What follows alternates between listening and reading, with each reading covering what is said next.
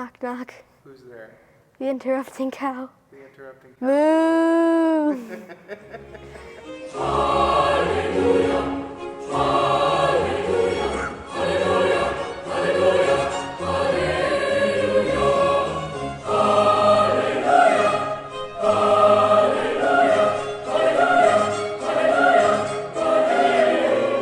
Please sit. Pencils. Hello, I'm Walden Moore, Director of Music here at Trinity Church on the Green since 1984. It is my privilege to work with both the choir of men and boys and the choir of adults and girls, as well as a parish choir here in New Haven. The boys' choir was founded in 1885 right here in New Haven and was a collaboration between the church and the New Haven Public Schools. The schools assisted the choir master at that time in forming the first choir. And the choir has sung continuously ever since then here in the choir stalls that you actually see behind me. The music is definitely grounded in what we would call the Anglican tradition, Anglican being that of the worldwide Anglican communion of the Episcopal Church. But it is also very much an American program. You do not have to be a member of any particular religion, nor of Trinity Church, in order to be a member of the choirs. When a child joins the choir, there's absolutely no fee. We do not want to eliminate anyone from the program. It should be anyone who's can audition and make the choir. We want them to be a member regardless of their financial ability. My name is Rachel Seger, and I am the music program manager here at Trinity. Basically, I handle most of the non-musical, behind-the-scenes tasks that come with running a very active choral program here at the church. It's also my privilege to be usually the first point of contact that a family has when entering the choir, and I work to train also the novice or first-year choristers. The novice first-year choristers usually get thrown in to the deep end pretty quickly, but we do give them what we call novice class every week, and they come and they spend about half of the rehearsal downstairs in the choir room with me, learning the basics, learning how to read music, learning how to sing what they see, learning about rhythm, and also learning about language that we use within the church and in the liturgy. We are really serious about the physical aspect of singing, right? Singing is like you're an athlete. When you're a singer, you're actually an athlete. And you have to get your body in shape. You have to get these lungs in shape. Can I have the whole choir do? Let's do that as an exercise. Filled with good things. Here we go. That's good. Do it again. You're doing much better, Owen. You're doing much better. You know, what it takes as a novice is just practice and learning how to do it. Now, all of a sudden, you're starting to focus in. And there'll be things you don't understand occasionally. That's okay. Because remember, I run the rehearsal at a pretty fast level. And how many of you boys have felt when you were novices that you were just like behind all the time? Probably most of them, right? So you get there after a while. I mean, these guys, oh my gosh, you should have seen them a couple of years ago. They weren't bad, but they didn't know, right? You just hadn't had a chance. And now, they're some of our leaders. All right, so here we go. When children come to the choir, occasionally they'll come to us having had an instrument, piano or other kind of instrument. However, it is not a requirement for joining the choir, because one of the purposes of the choir is to give musical training in basic music skills, music theory, understanding how to read music, and the actual practice of reading music. So obviously it's a plus if a child has had some experience, but it is not required. In the audition, I do a few things to try out to sort of get a sense of the child's general aptitude and to how quickly they will learn and so forth. That will help me know whether or not it would necessarily be a good step for them. So a new family will usually come across the choir in some way. Usually it's actually by word of mouth from one of our current chorister families, or a teacher at school will sometimes tell a parent, your child can sing. And sometimes parents are very surprised at that. But what usually happens is that they will get a hold of my email and email me And we start the process rolling that way with maybe a visit to a rehearsal and an audition. The audition is very simple. It is only a few minutes long, really. We ask for the child to sing a few note patterns that Mr. Moore will play on the piano, and we'll have the child sing them back to him. We usually have a current child in the room and singing with them so that the child doesn't have to feel like they're singing alone. And often what we'll have them do is sing Happy Birthday, because that's a song that everybody knows. And usually we will have them read out of a book, read words out of a book to see what their reading level is. And that's basically it. I would say the advice that I would give to a first-year chorister is probably the same advice I would give to a chorister at any level, and that is always to listen, to keep your ears open and listen to what is happening around you. You can't be a good choir unless each individual member of that choir is a good listener, because to make a one whole piece work together as different individuals takes a lot of listening. And it's by listening that you find your own part in that whole. Listening as a musician is one of the basic skills that we teach, and is also one of the skills I think that the children can take after they leave here with them into the wider world. As a singer, as a choral singer, you have to be able to listen to your fellow singers in order to make a piece whole. And so our children know how to listen to each other, and our children know their place in a larger picture. They know how to be part of a larger picture because they know how to listen. And that is a skill that serves them well later in life.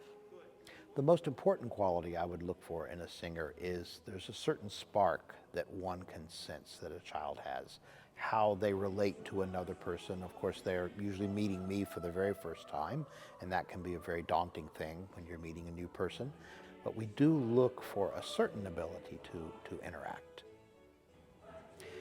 The boys, as we work to get them singing before that voice change that happens at, say, 13 or 14, it's true that they're going to be singing a different octave, but they're using the very same voice.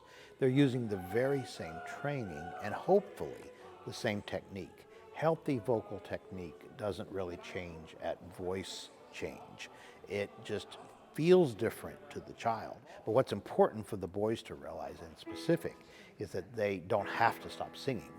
What you're doing when you're training a boy's voice as a treble is for a relatively narrow period of time, but you're not just training the voice for that time, you're training it for a lifetime. And this is one of the points I make with the boys themselves when we talk about, for example, as their voice change approaches and they are nervous about it or like that, I'll say, remember, this is a change, but you're training for your entire life. And I encourage them to say that when your voice does change, that's going to be the voice you're going to have the rest of your life.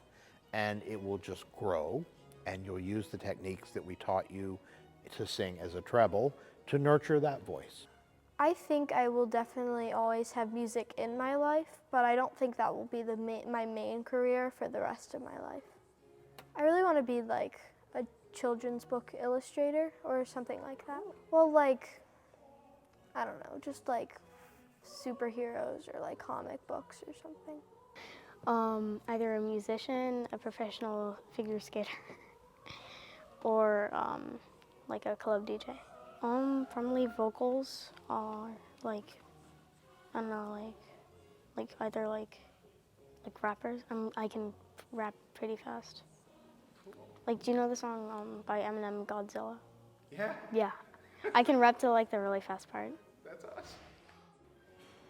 Kids who join the program, some of them have thoughts of becoming perhaps a musician full-time in their later life, but many do not. And of course, we now have a wonderful track record of many alums of the two choirs, and we see what they do and they go on. And I would say the majority do not go on to a full-time life in music, but music is always very much a part of their life. And one of the advantages of this is that they go out and they engage others in music.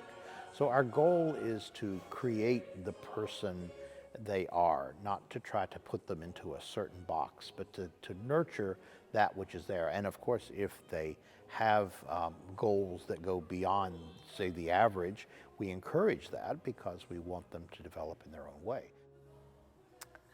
When I first started singing, it was a bit like I didn't really know anybody, so I was a bit shy, but then I started to open up, and I think it affected my singing too.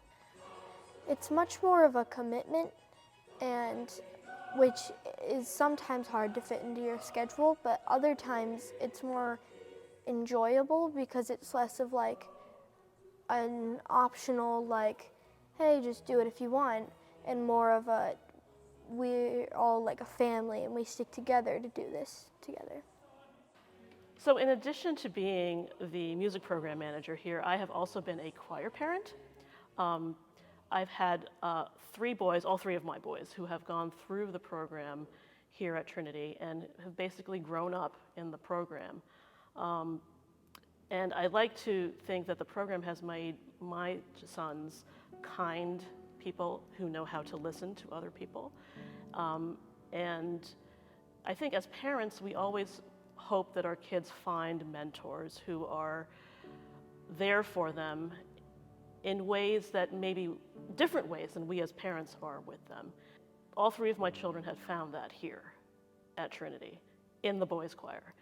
And as I often tell them, the skills that they gain here have made them self-confident, have made them kind people, again, who know how to listen to other people and who know their place in a larger picture in the world. When thinking about what the choir has given my children, I always think back to one night when I was sitting here in rehearsal waiting for my oldest son, who was still here. And Mr. Moore was up in the chancel rehearsing the boys, and they were struggling, wrestling with a very complicated portion of a particular piece. And Mr. Moore just stopped and said, "Boys, you can do this. Believe in yourself as much as I believe in you." And then they got back to it, and it all happened. And I think that belief in themselves is something that they have gained here in a very special way. My children have become confident in a way that they understand their gifts and what their place is in the world that allows them to use those gifts and how to use those gifts to make other people's lives better. And that is something that they definitely learned in choir at Trinity. It is not something that I think they could have gotten anywhere else. I like to think that when a child leaves the choir, we give them a toolbox to leave with. And in that toolbox is not only the skills that we've given them in terms of musical skills, but also they leave with a family and friends that they know they can always come back to, because the choir is a family, and the family never leaves you, and you really never leave the family. If only everyone had this experience and everyone could listen like choir boys and choir girls listen to each other, I think the world would be a lot better.